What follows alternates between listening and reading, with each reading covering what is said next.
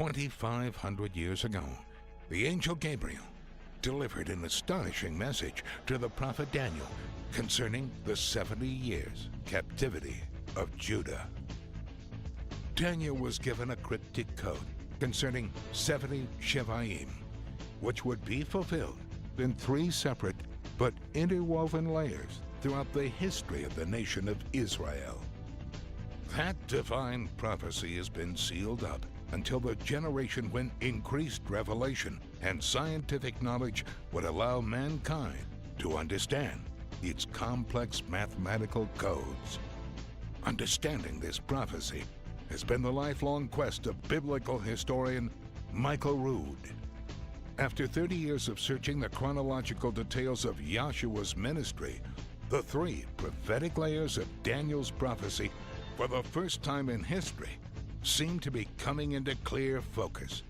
If Michael's calculations are correct, the nation of Israel is already in the 3rd prophetic layer of Daniel's prophecy, and the countdown to the thermonuclear ruin of Damascus prophesied by the prophet Isaiah has already begun.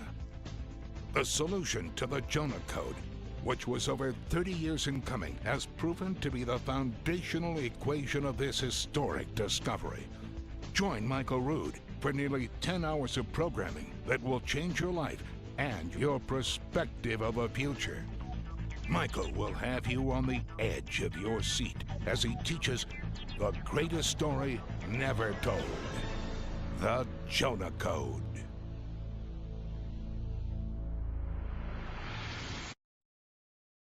Now we come to the Chodesh, the renewed moon.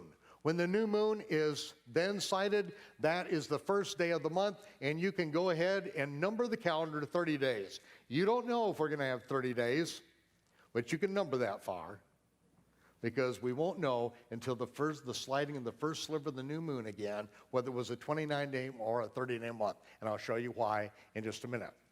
The next question is, when does the year begin? In Exodus we read that when we were in the land of Egypt, just before our deliverance, it says that the flax and the barley were smitten in the plague of hail because the barley was aviv. The King James translators translated it, the barley was in the ear, but that doesn't make a whole lot of sense. But again, the King James translators were not agricultural specialists in the land of Israel. They just did the best they could, and they translated the word aviv about 6 different ways. And it says, and the flax, which was also destroyed, was givol. What does givol mean? King James translators translated it as bold, but what does bold mean? It is an ancient Hebrew agricultural term that refers only to the ripening of flax. And then it says, but the wheat and the rye were not smitten, for they were aphilot. What does aphilot mean? Again, it's an ancient Hebrew agricultural term. I'm only going to define 1 or 2 of these terms to you, but this is important to understand when the year begins according to the Creator's reckoning of time. Yahweh spoke unto Moses and Aaron in the land of Egypt and said, this month, this Chodesh, the Chodesh of the Aviv barley, shall be unto you the beginning of months. It shall be the first month, the Chodesh of the year to you. Because this day came you out in the Chodesh of Ha-Aviv, and the Chodesh in the renewed moon of the Aviv. The Aviv, what does Aviv refer to? It's speaking of the maturity of the barley crop. We know the barley was destroyed because it was what? Aviv. It's reached that level of maturity which it was brittle. And it says, it shall be when Yahweh shall bring thee into the land, that thou shalt keep the feast of unleavened bread in this Chodesh, in this month. What month? The month of the Aviv.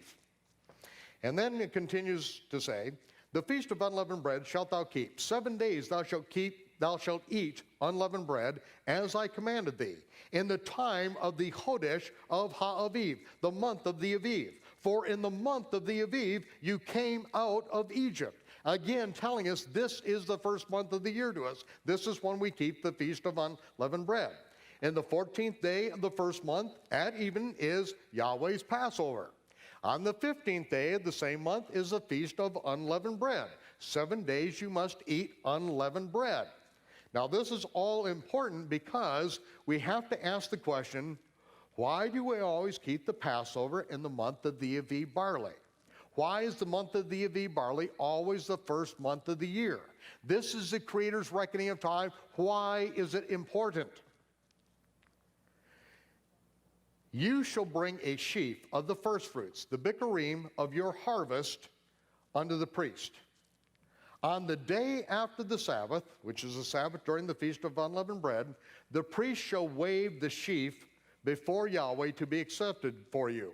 And you shall eat neither new bread, nor parched barley corn, nor carmel or mature grain, until the same day that you bring an offering unto your God. It shall be a statute forever throughout your generations in all of your dwellings.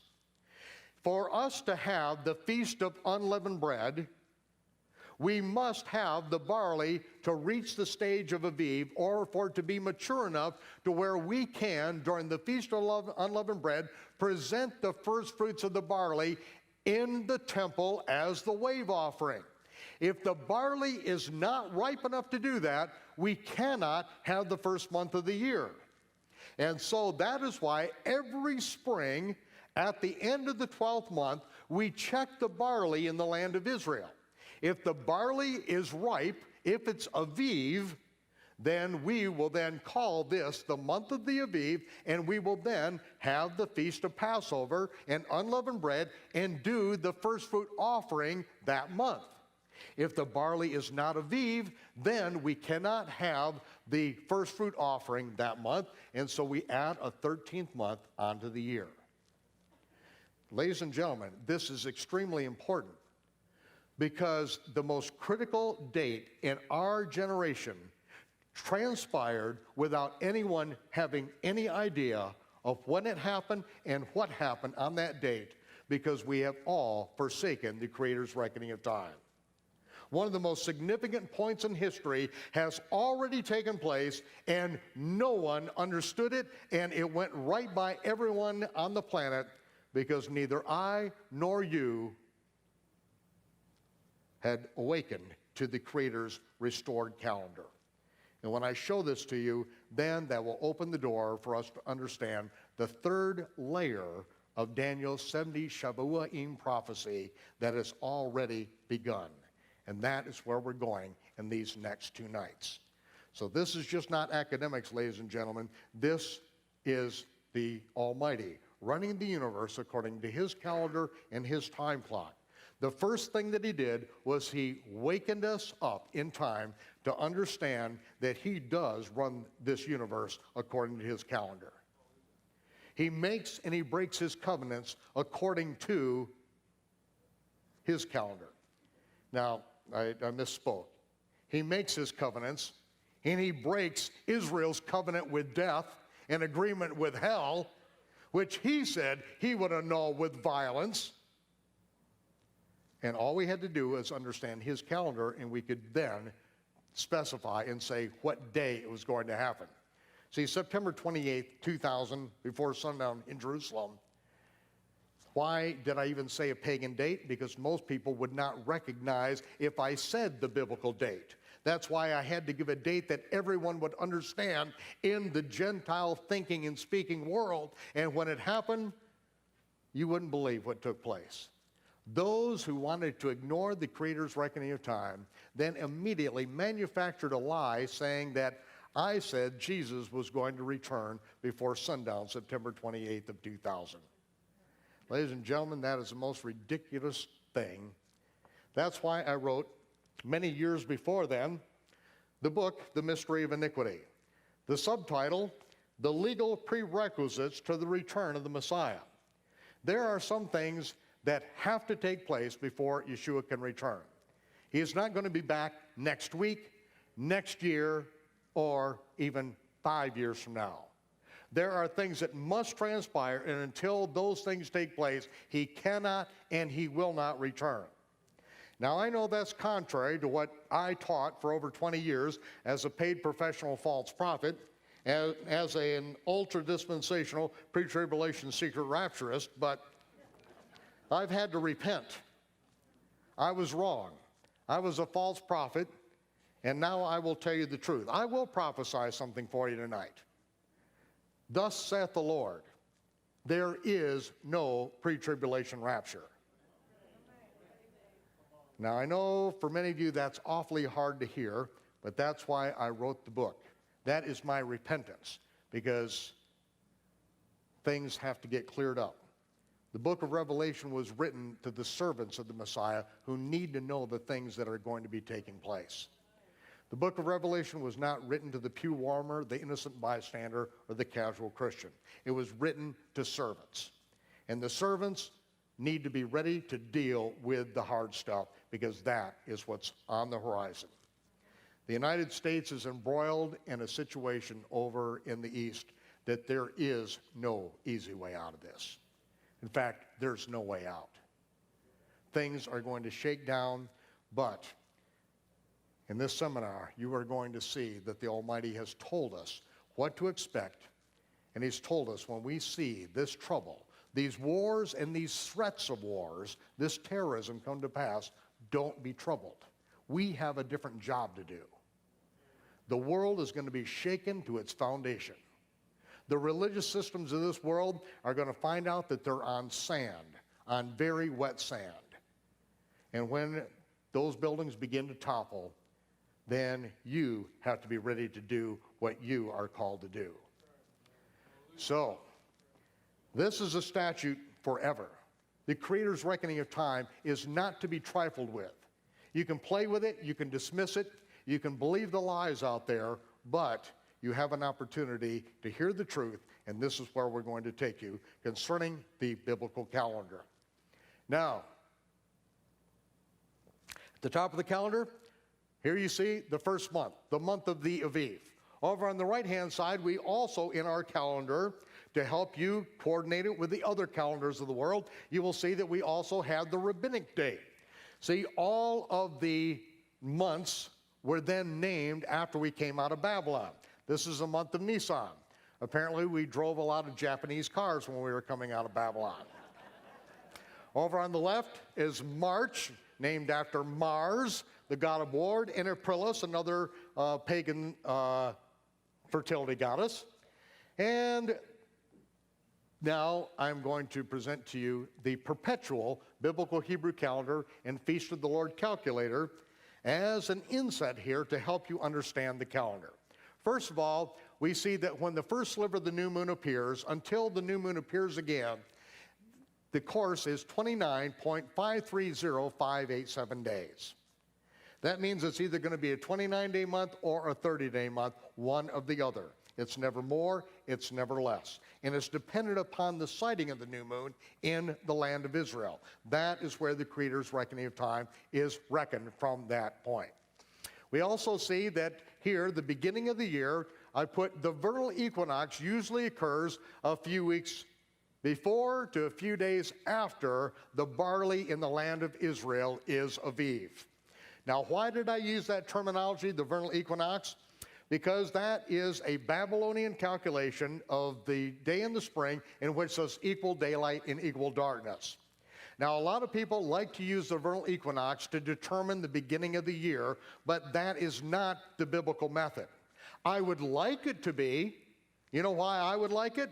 Because then I could calculate the feast and I could make my calendar 5,000 years in advance. But that's not the way the Almighty has it.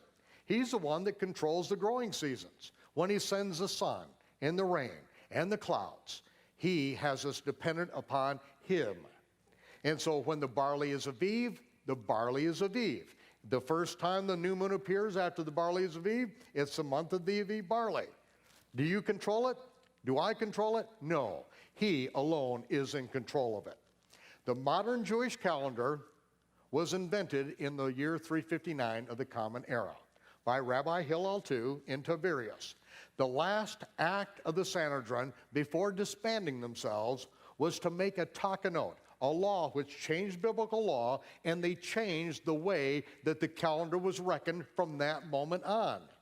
Even though it took most Jews 400 years to finally accept that calendar, that is the calendar that everyone knows about in the Jewish world today. The Gentile Christian world basically got the calendar right straight from Babylonian sun god worship and has nothing to do with the Bible at all. So, we both have things that we have to learn from this. Now, once we have the new moon of the Aviv barley, we then simply count 10 days, and that brings us to Passover. Very important if we're going to understand the Gospels, because this is the bracket to understand when Yeshua's ministry began and when his ministry was fulfilled. So we see the Passover lamb was selected on the 10th day of the month. It's inspected for 4 days, and then in the afternoon, the late afternoon, called even in Old King James English, that is when the Passover lambs, they are sacrificed on the afternoon of the 14th. They are put in the oven before sundown, and then when the sun sets, it is now the 15th day of the month. It is the high Sabbath of the Feast of Unleavened Bread. It doesn't matter what day of the week it occurs on, it's always a high Sabbath or high rest day. Could be Monday, Tuesday, Wednesday, Thursday, it doesn't matter. Whenever the sun sets at the 15th, then after the sun sets and the lambs are finished roasting, the lambs are brought out of the oven and they are eaten with unleavened bread and bitter herbs. It is the Passover Seder. The Feast of Unleavened Bread begins. Now, sometime during this week, we will always have a weekly Sabbath. And at the end of the weekly Sabbath, as the sun sets, there is a prescribed rehearsal that we go through right after the sun sets every year that culminates the following morning on the first day of the week, Sunday morning, in which we present the first fruits of the barley harvest in the temple after the sun comes up the following day. And when we present the first fruits, at that point, we then will count 7 Sabbath days, and the day after the 7th Sabbath will be the 50th day, and that will be Shavuot, or it is the Feast of Weeks. The Greeks called it Pentecost, which it means the 50th day, but they were missing the point because it's really the counting of the 7 Sabbaths that is so important. And you'll see that in just a minute. So once we have the calendar blocked out, we are then going to add another line here on our calendar that is available to all of you. And this calendar, then this line here, you see that the line begins right in the middle of the block period. This line begins at midnight. This is the pagan or Babylonian calendar that you are all so familiar with. Now, the reason why we put that in there is that while you're learning the biblical reckoning of time, if you ever lose track of what the date is, all you have to do is leave your house, walk down the street, and look for a pagan. When you find a pagan, ask them what the date is, then come back home, look at your calendar, look right above the pagan date, and there is the biblical date. It's like we have thought of everything on this calendar for you, okay? And if you have any questions, you can always call our office because our phone number is on the bottom of every single page of our calendar. So there's no need to go through any questions on that. So once you have the head of the year, then you know when Passover is going to be. When you know when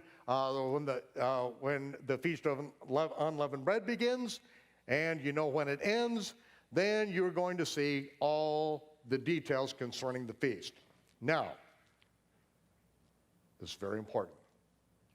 It says, you shall count unto you from the day after the weekly Sabbath during the Feast of Unleavened Bread, from the very day that you brought the wave offering, 7 complete Sabbaths. You count 7 complete Sabbaths.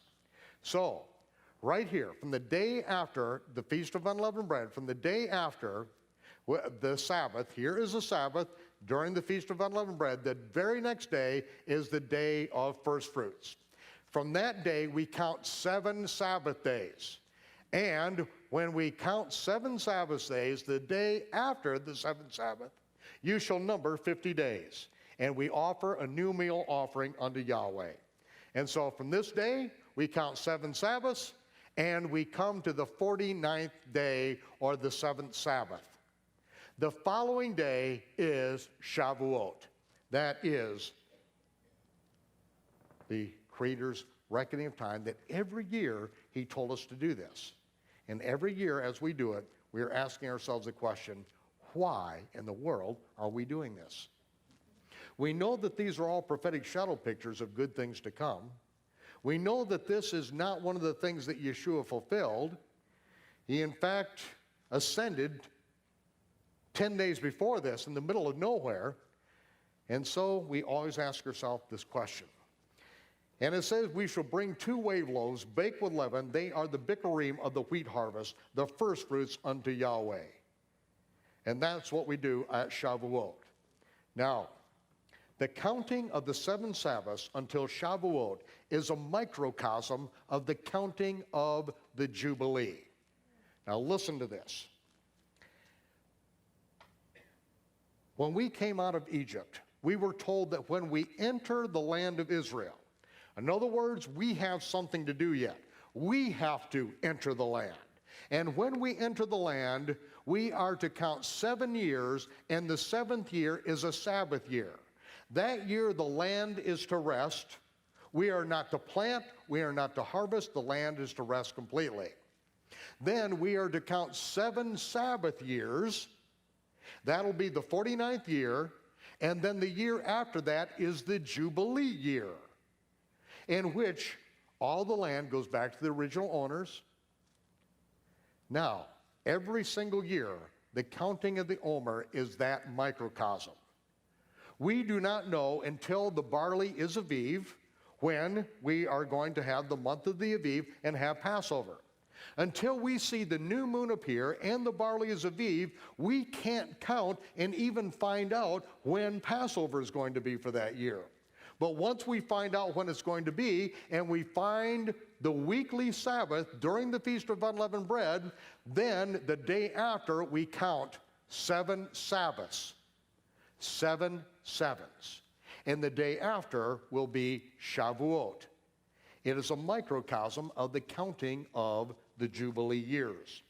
Now, this is very important because this is what is going to take us into an understanding of where we are in history right now, because one of these countings has transpired, and we're going to see it.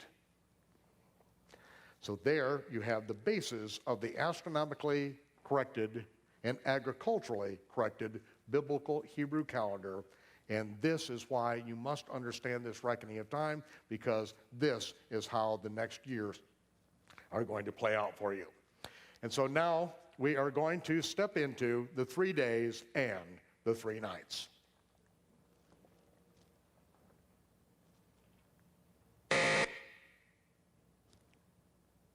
Okay. Oh boy.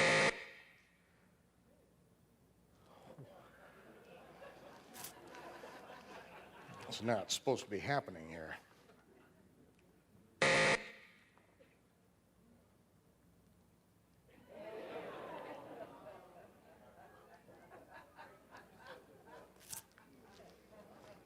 When the Pentium chip first came out, computer experts and mathematicians found that there was an error in the math coprocessor. After so many billions of computations, that the math coprocessor broke down, that the math did not work. And what would happen is this would show up on your screen. Now, sometimes when this happens with your computer, there's nothing you can do. I've had it testified to me many people who have thrown their computer away once this blue screen came up, and it never ever came back because there's an error in the math. It would not process anything correctly. You'd say, wait, I don't process billions of calculations. Oh, yes, you do. If you are manipulating a picture, if you're doing a vector-based program, if you're doing video, anything like that, you are computing just billions and billions of bits of information, and if there's an error in the math, then it won't process it correctly. There is only one sign that Yeshua said of his authenticity, one sign of his authority, and that is the Jonah Code. He said that the sign of Jonah, as Jonah was 3 days and 3 nights in the heart of the earth, in the whale's belly, so shall the Son of Man be 3 days and 3 nights in the heart of the earth, in the grave. And there is no way that this one sign, in which we are told that Yeshua died on Good Friday and got up on Easter Sunday, no way that 3 days and 2 nights equals 3 days and 3 nights with a resurrection on the third day. There is a fatal error.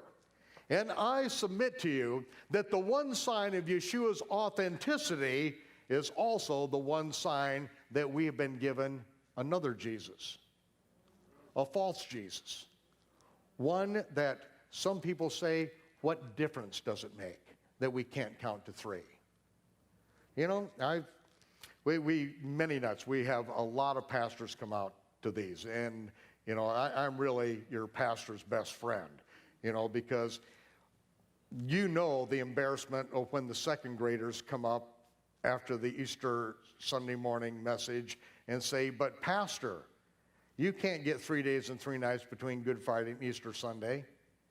And, you know, as we're feverishly shaking hands, trying to get everyone out the door, back home to eat their ham dinner as fast as possible, we know the embarrassment because we know we don't have an answer to it. And I've heard some pastors say, you know, it doesn't make any difference. Yeshua said it dozens of times, it doesn't make any difference. Well, you know, that person is absolutely true. It doesn't make any difference. If having a nice house, a good job, a car, having good schools for your children to go to, and college, a retirement home for yourself, and then when it's all over, a 6-foot hole in the ground, if that's the goal, it doesn't matter. But if truth matters, if Yeshua's words matter, then these things matter. The one sign, we only got one, can we get it right? So to understand these things, we are going to take you into Yeshua's ministry, and this is where the excitement begins. Now, first of all, John 2 details the Messiah's first Passover after his ministry begins. You remember that he comes up to Jerusalem and he finds the money changers up on the Temple Mount, those who are buying and selling temple sacrifice animals, the doves, the goats, and the lambs, all of which were legal to be done down below off the Temple Mount. But the Pharisees, the Sanhedrin, had given them permission to bring their wares up onto the Temple Mount. Yeshua got there just before the Feast of Passover, and he made a whip of cords, and he drove the animals off the Temple Mount, took the money changers' boxes and overthrew them, broke open the cages for the doves, and said, "Get these animals out of here. Do not make my Father's house a house of merchandise." He tore it up. And when he did this, immediately it says that then answered the Jews, "What sign do you show us, seeing that you do these things? We gave them the authority. We gave them permission to be up here. Who are you? What authority do you do this?" Now, there's something interesting here that you need to understand when you read the Gospel of John. Then answered the Jews. The Gospel of John, every time there is something negative that's being said, it says the Jews did this, the Jews did that, the Jews did something else.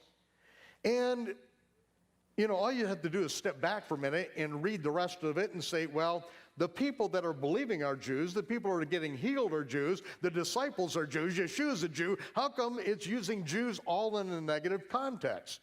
It sounds very anti-Jewish when everybody's Jewish. Well, it's the first chapter of John that defines the very terms. Every time the term the Jews is used, it is always referring to the Pharisee religious leaders. Every single time.